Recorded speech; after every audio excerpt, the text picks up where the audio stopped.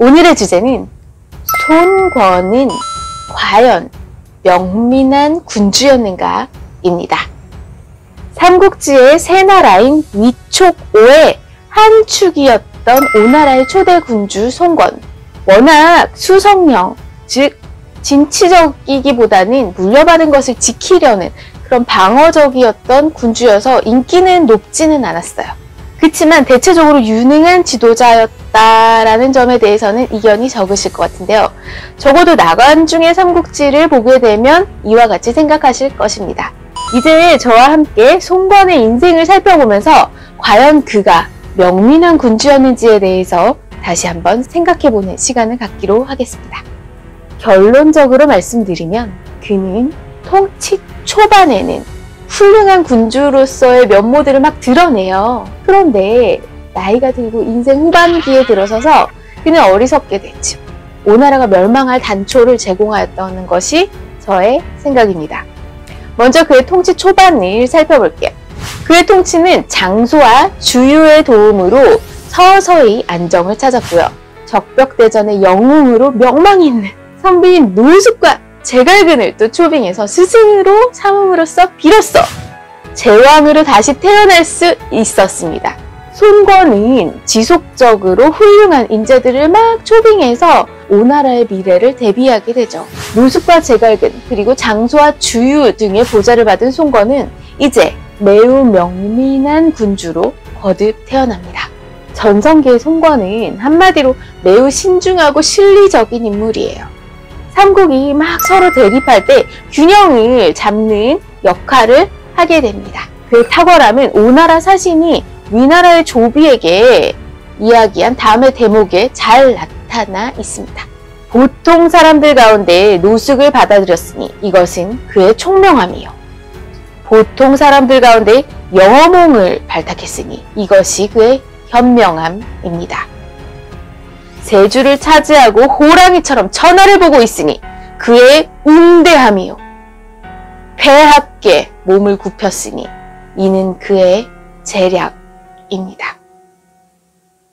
하지만 이렇게 탁월했던 손권은 황제가 된 후에 50대부터 실정을 거듭하게 돼요. 손권의 실패는 첫 번째, 인재 등용 및 관리의 문제가 있었고요.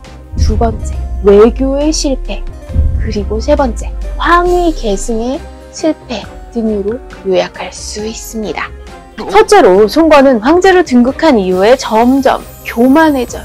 내가 잘나서 다 됐어. 그리고 나태해지죠. 더 많은 인재들을 해치게 됩니다.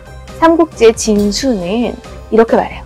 손권은 성격적으로 의심과 질투가 많아서 사람을 지나치게 많이 죽였으며 나이가 들면서 이 같은 증상이 더욱 심해졌다고 적습니다. 둘째로 손권은 황제가 된 이후에 엄청난 외교적인 실수들을 반복하게 돼요. 그 한 가지 대표적인 예로 공손년과 관련된 사건이 있습니다. 요동반도에 있는 공손년이 손권에게 예물을 바치면서 신하임을 자처했어요.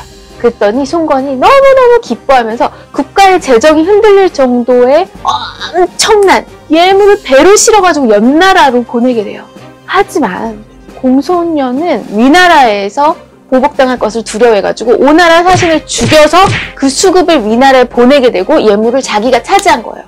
그러니까 한마디로 손권이 공손년 사기 사건에 휘말리게 된 거예요. 손권 입장에서는 엄청난 돈도 잃고 망신만 당한 거예요. 공손년에게 예물을 주는 것은 장소를 비롯한 중신들의 큰 반대가 있었죠. 그런데 손권이 그냥 막무가내로 추진한 일로서 손권의 일생일대 큰 상처를 안겨주게 됩니다. 셋째, 환갑이 지난 손권은 황위 계승에도 큰 실패를 합니다.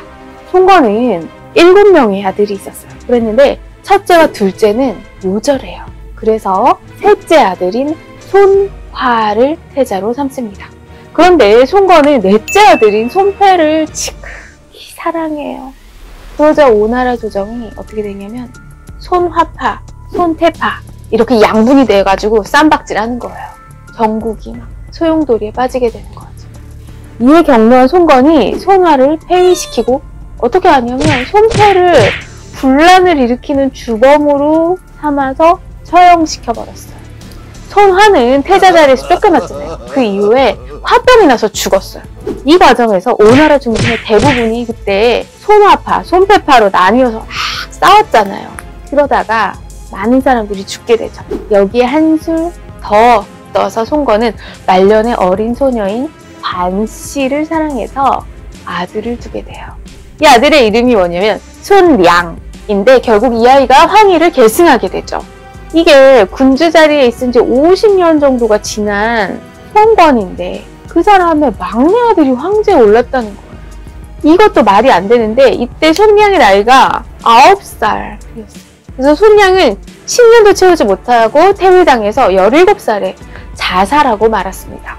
오나라는 송건이 죽은 후에 피비린내 나는 권력 투쟁과 그런 숙청의 악순환이 되풀이 되게 되고, 그리고 이제 오나라의 황혼이 오게 되는데 이 모든 것의 단초를 제공한 것이 누구냐? 송건이라는 거예요. 권력의 초반, 명민한 군주로 명망이 높던 송건이 결국 오나라 멸망의 씨앗을 남기게 되는데 그 이유가 뭘까요? 생각해봤는데 절대 권력은 반드시 썩게 되는 거죠. 고인물은 반드시 썩게 마련입니다. 절대 권력자가 교만해서 너무 오래 권좌에 있으면 정치도 부패하고 나라도 망하게 되는 거죠. 송건의 한계는 그가 너무 오래 왕위의 자리에 앉아 있었다는 거예요. 그는 50년이 넘게 권력의 최고점에 머물렀는데 오랜 기간의 그의 절대 권력은 그의 판단력을 흐리게 만들었습니다. 이런 현상은 유독 송건에게만 나타나는 현상은 아니죠. 한무제는 17세의 나이에 즉위해서 71살에 죽게 됩니다. 무려 54년을 통치한 셈인데요. 우리는 한무제가 흉노적을 물리친 그런 현군으로 알고 있잖아요. 그런데 그는 집권 후반기에 오히려 한나라를 위태롭게 만든 장본인이었어요. 그는 말년에 진시황처럼 영생을 추구하면서 이상한 의식과 엉터리 건축물을 대는데 국가의 돈을 다 낭비하게 돼요. 게다가 그는 61세가 되었을 때 어린 여인인 조처녀를 사랑하게 돼요. 그래서 멀쩡한 태자를 죽이고 조처녀가 낳은 7살의 어린 아들을 황제 자리에 올리게 돼요. 마오쩌둥은 어땠나요? 그는 젊은 시절에 국공내전에서 승리를 거두고 1949년에 중국 대륙에 중화인민공화국을 수립했어요. 하지만 말년에 그는 대약진운동 실패, 문화대혁명으로 4,500만 명의 엄청난 인명 피해를 초래했어요. 대약진운동과 문화대혁명이 이르기까지 계속된 그런 급진적인 정책이 중국의 문화, 사회, 경제, 외교 관계에 입힌 물적 그리고 인적, 문화적 피해는 수치로 계산이 힘들 정도입니다. 승리의 뇌라는 책의 저자인 이안 로버스는 권력은 우리의 뇌를 잠재적으로 중독성 있는 화학물질들로 흠뻑 적시는 마약과도 같다고 말합니다.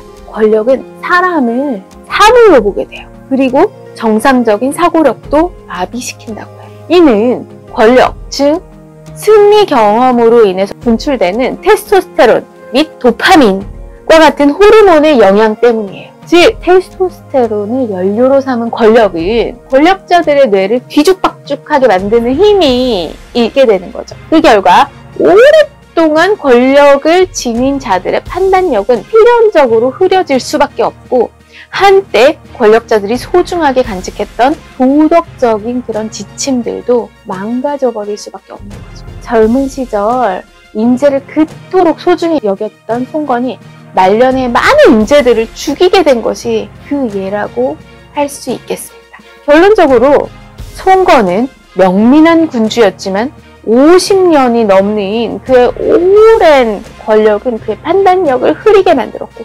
안타깝지만 오나라가 멸망하는 단초를 제공하고 말았습니다.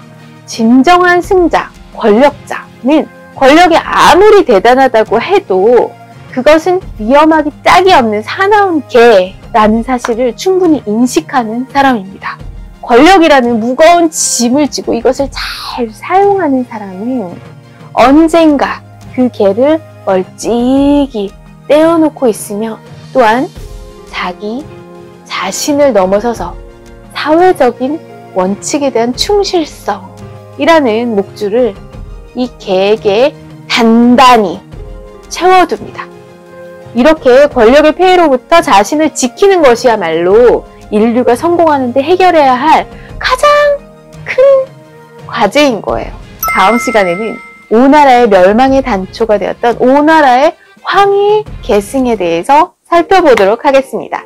다음 시간에도 좋은 동영상으로 여러분들을 찾아뵙도록 하겠습니다. 감사합니다.